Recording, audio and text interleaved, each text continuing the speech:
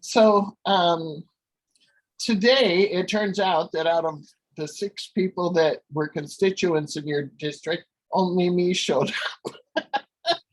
But Hey, I'll we have take plenty you. of other people here to fill in. I'm glad to see you.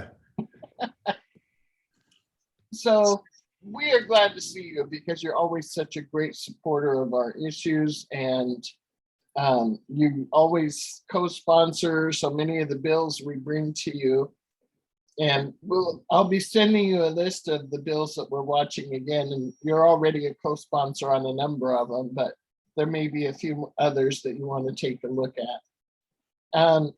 I think probably the most critical thing we're still looking at right now is the home and community-based services that we're trying to get back in whatever package they decide to call it next.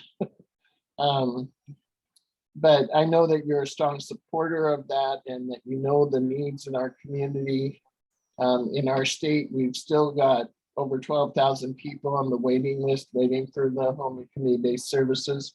And I don't know if you realize it, but in Washington state, we have aging and long-term care. They have home and community-based services through there that serve seniors, as well as some people with disabilities. And then we have the Developmental Disabilities Administration that also has the home and community-based services waivers. Aging is number 2 in the nation for how they serve people on the home and community-based services. DDA is number 41 in the nation for how to serve them. And the reason for that in our state happens to be because of caseload forecasting. Almost every agency in our state is caseload forecast except for DDA services, which is something we've been working on at the state level now for a few years. And we're getting close, but we haven't made it there yet. So the federal money coming down would help us with that. So we really are pushing to get the home and community-based services funding, included in Build Back Better. Do you have any information on where that's going yet at this point?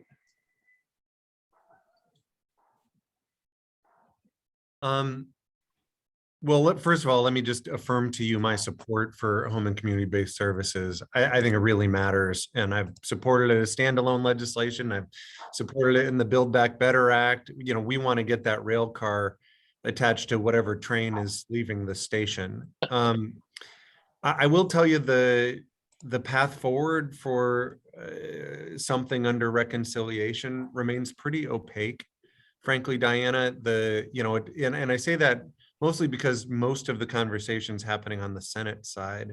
Obviously the House passed a robust version, the Build Back Better Act, but it didn't have 50 votes in the Senate. So, my hope is that as much of that original bill as possible can be included and can make it across the finish line, get 50 votes and get signed into law. I don't have any intel beyond that, unfortunately. And Representative, sorry. Oh, sorry, Diana. This is Stacy Dim. I'm the executive director at the ARC of Washington State. And I just wanted to mention, it's very nice to see you again this year. Thank you for coming. Yeah. We need the money. It's always about the money, of course, which will be part of the budget conversations that you're having. But the other component parts of home and community-based waivers would be to say community is an entitlement. Right now, we have this Medicaid institutional bias, and that's why we call them waivers, HCBS waivers. We waive our right to institutionalization in order to live in the community. And that's the piece that really has to change to affect probably some more fundamental difference in Washington state. We really, we can do our own sort of entitlement work under caseload forecasting, but it sure would be great to have that direction from the federal government. What can you say more about what would have to, could that be done by the administration, or does that take a change in law? Can you give me a little more perspective on how we get from here to there? It was incorporated when we had the HCBS Access Act as a separate bill. We could change it that way. And then you may know more than me, I imagine, about how things change within Medicaid.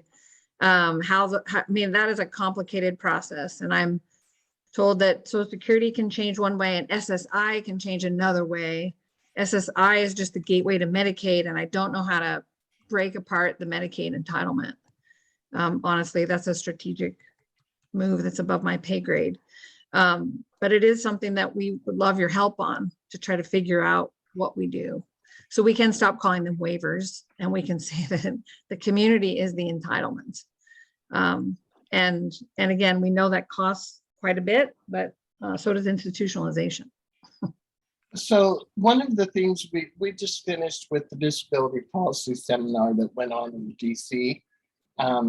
And one of the things we heard there was that Representative Debbie Dingell again is working on a piece of legislation called End Institutional Bias.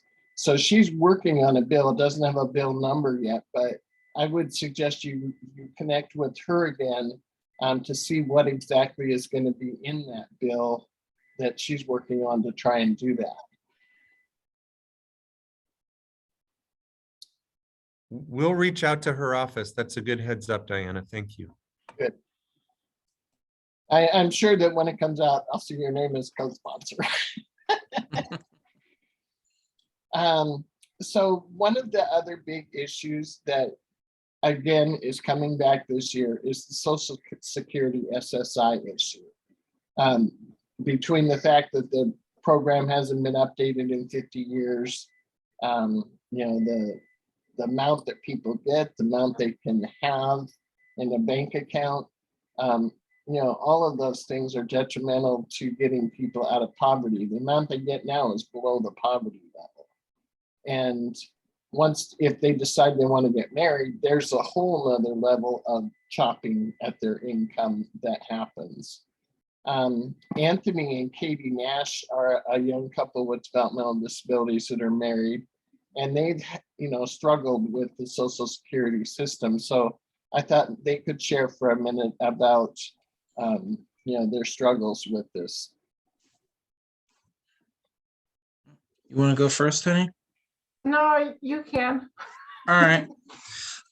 Yeah, my name is Anthony. And I serve on a lot of local, state, national, and international networks for people with disabilities, the DDC being one of them, and the Arc of Washington. And it's like, I've been married for like 3 years, and it's like Social Security has been like, when we got married, we did everything right. We reported it, but they never did anything until the last minute. They took my wife's Social Security, then they reinstated it because they made a mess up. Now they took it again without notification, and it's like it's not fair to all of us who want to have a happy life.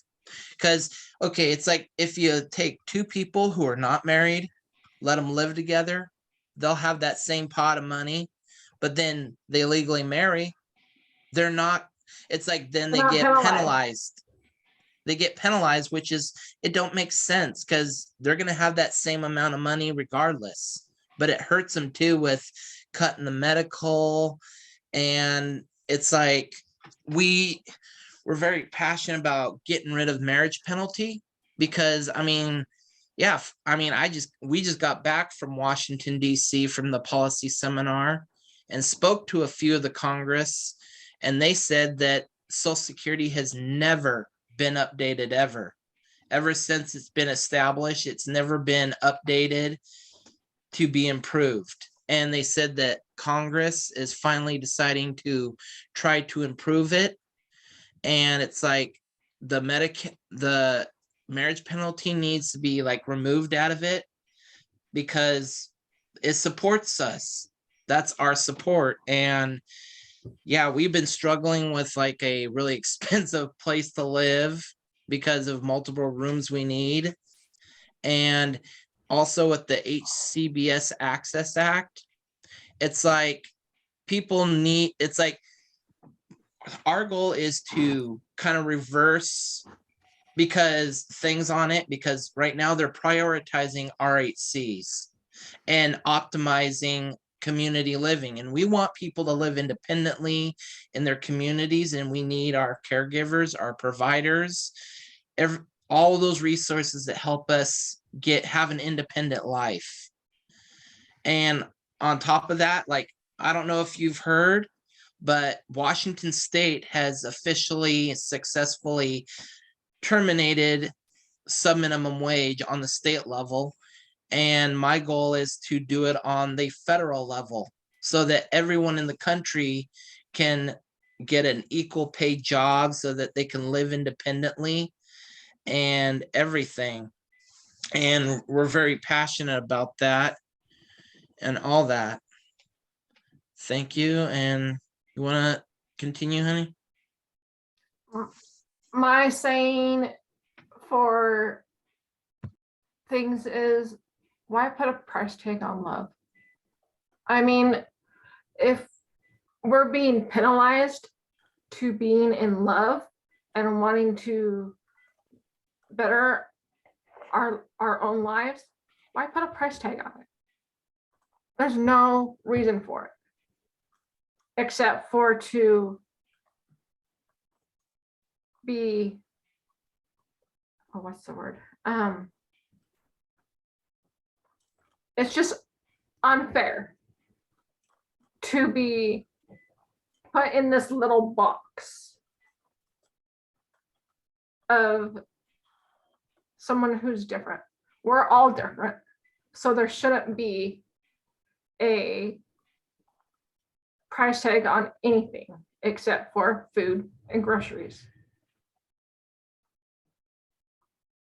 We don't need a label. Labels belong on things at the grocery store. Us as individuals with disabilities, we don't need a label. Thank you, Katie. Taylor, you also have a story about this. Would you like to share? Hi, Representative Kilmer. I appreciate you being here today and coming with an open mind and passion. My name is Taylor. I work for the ARC of Spokane as a Spokane County Parent Coalition advocate. I'm not only here to represent as a staff member for my company, for the company I work for, but as a mother and a person with disability myself. I have a daughter who has autism and ADHD, and I have autism spectrum disorder as well. I have lived on the SSI program since I was 18 years old. I am now 30. I am still astounded that the only changes SSI has is the small increase we get once a year, which doesn't compete with the rising costs we get every year, on top of even more rising costs now since COVID and inflation hit, between everything, between gas prices going up, between housing going up, now groceries going up, and transportation, everything. And the fact that I'm astounded that even, especially now, we're getting penalized for what, regardless of getting married or maybe picking up a few hours at a job. And it's just like, it's almost like I wonder what's the point of this program is if it isn't going to help us. And it's almost, and I almost feel kind of, it makes me feel kind of, it makes me kind of feel like the SSI system has failed us the past 50 years. Not that I'm grateful for the income I do get, I am, but I do definitely think it's time to change. I got married in December to my husband. My husband doesn't have a disability or anything, but he is the person I want to be with the rest of my life. He's the one I promised my vows to, and I want to stay with him. And I know when it comes to marriage, it's a choice, or it's a choice, or they say it's a choice anyway. But I I wanted to be married. I wanted to feel that bond to him. I wanted that. And I feel like I shouldn't be, me and many others shouldn't be held back being married because we're worried about losing medical insurance and income. And I just kind of feel like I hate being in that position where I'm going to be in poverty regardless of what I choose, because, you know, the point of SSI is to keep you above float, right? Well, if you do, but it's not enough to live on, especially nowadays. So if you do anything like work a part-time job, or, you know, and like, or even get married, you know, not that I'm getting married for the income, you know, I don't have to do, I just want to get married because I love him, you know, but also aside from having to work, it's just, you can't, SSI isn't, they aren't competing with what we're dealing with right now with inflation being at probably the highest it's been in years, if ever. And it's a little terrifying to live in right now. And it makes me wonder how me and many others are going to survive, especially as a mother, because I have a child I have to financially take care of too. So there's that expense on top of everything else with housing and gas and groceries and medical insurance, you know, because when I lose my SSI, it makes me wonder, am I going to lose my medical insurance? You know, and that's another added expense to pay for. I already lost food stamps. So I'm losing food, possibly medical, plus more income.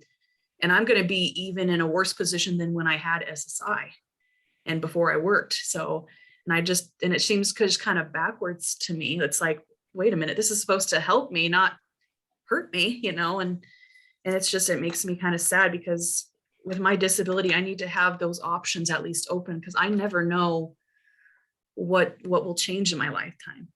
You know, things can change between my family at any time. That sometimes with my disability, I mean, even though I'm high functioning, there are things I need extra help with financially and mentally with some of the services as well.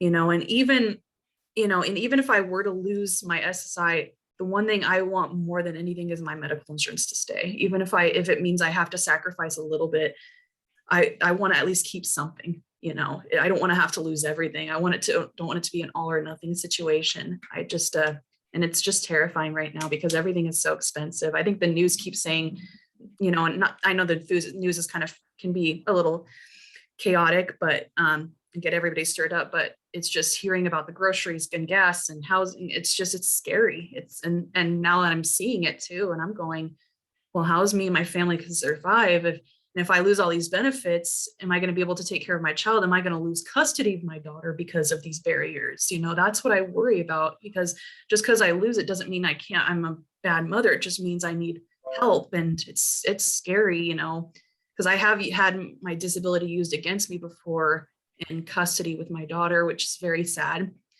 because it's just a hard situation for us all. But I just don't want to have to choose between someone I love and surviving, and I just in survival, you know. It's really hard. And sorry, it's been a hard month or so. So I'm scared. But thank you for being here. Thank you for sharing with him.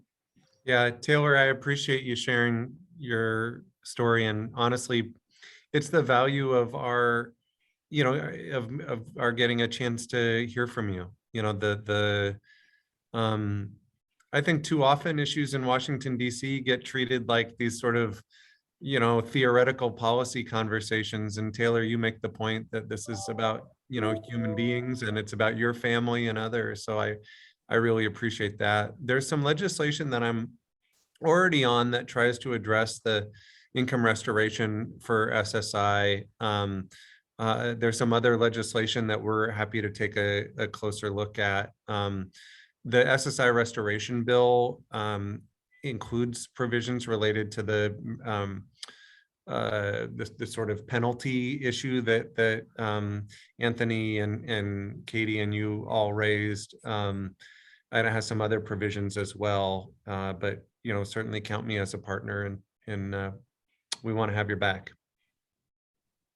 Thank you. And I know I don't we've got about 10 minutes left.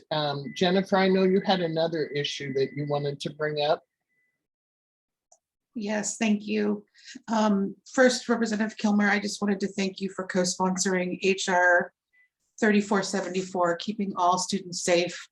My daughter, I have a daughter who is almost 10, who has cerebral palsy, and does not have typical behavior issues, but is being restrained at school semi-regularly in the names of safety.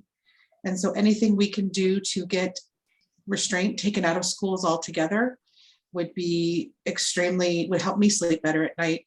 And I know would keep all children much safer, because my daughter's restraint is more in the name of safety, even though the teachers say it's just to make their jobs easier. But other kids aren't, it's used in a very different way and is very dangerous.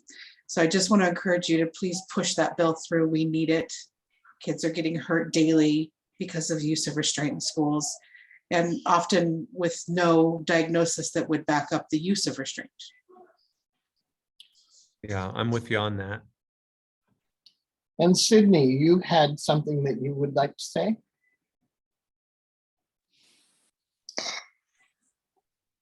About school or No, not the- about school, what you talked about before with Oh, the eligibility. yes, about getting services because of about getting services for our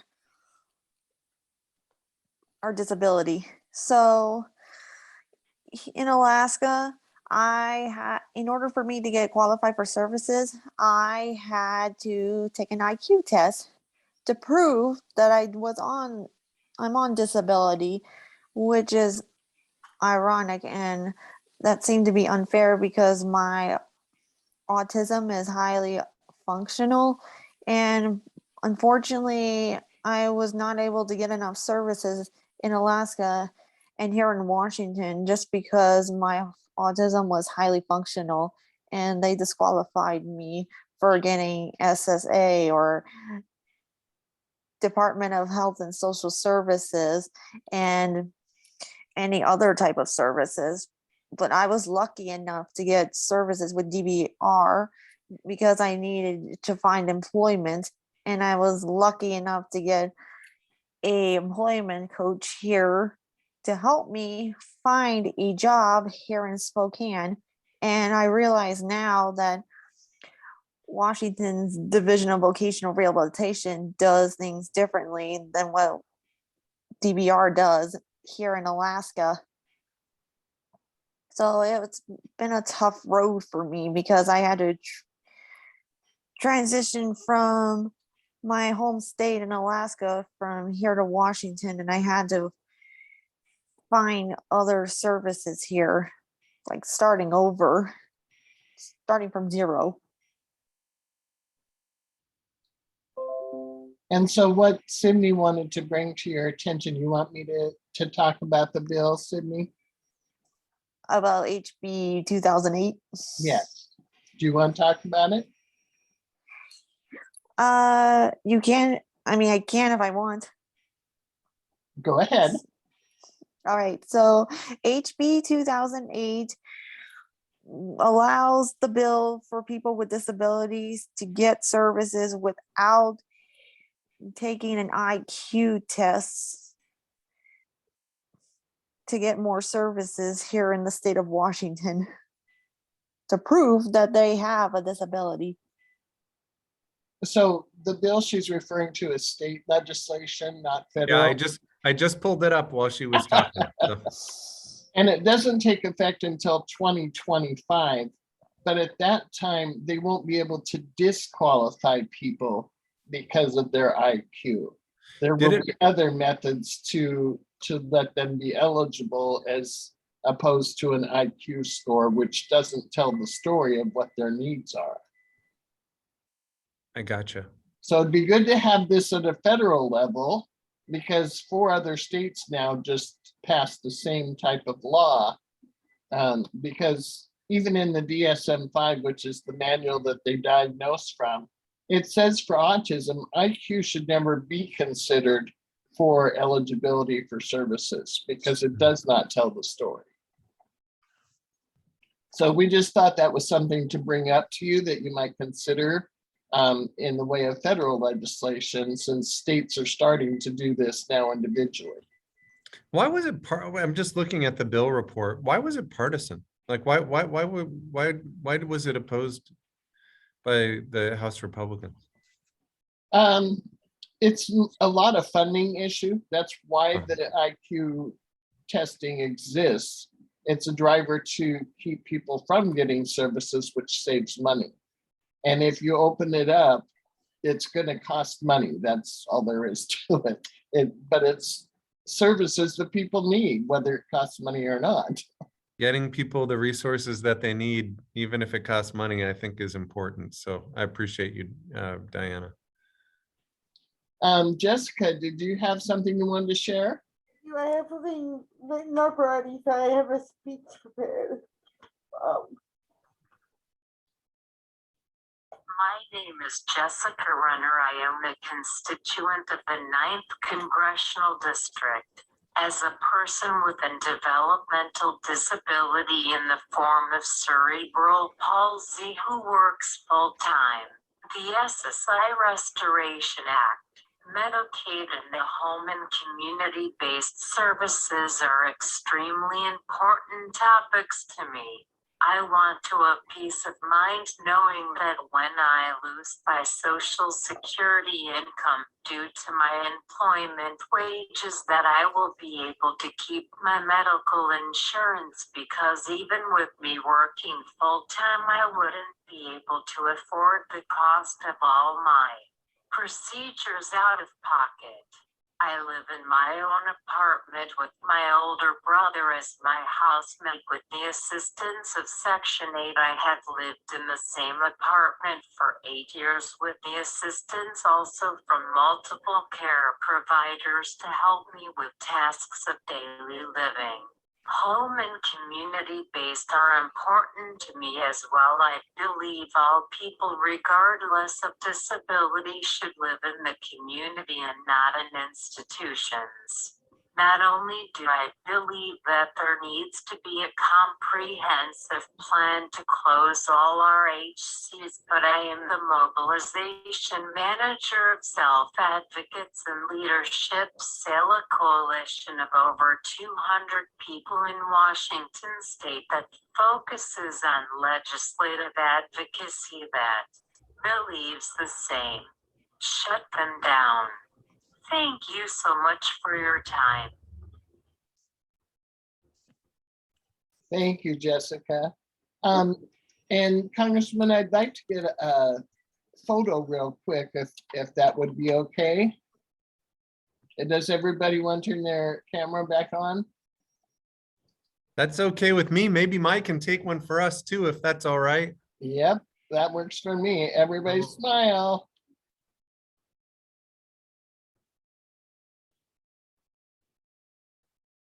Okay, Mai, did you get yours? Let me just take one separately so that I can be sure to be looking at the actual screen. Okay. All right, I'm just going to count down from 3, 2, 1. Thank you so much.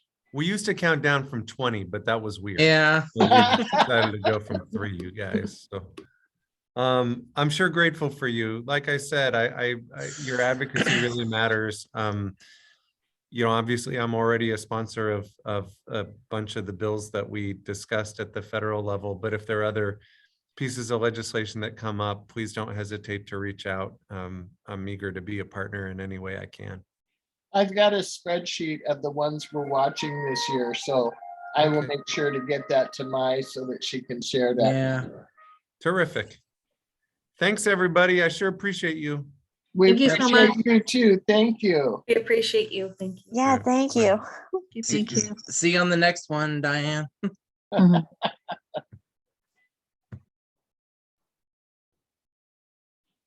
Everybody okay with how that went? Yeah,